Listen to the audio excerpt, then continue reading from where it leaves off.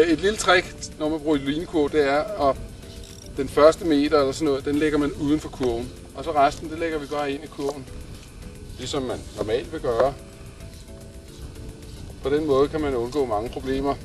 Fidusen er, nu skal vi lige have linen ind, at når man skal til at forberede det næste kast, så kan man lave kastbevægelsen uden at trække i den line, der ligger nederst i kurven og rode rundt i det hele.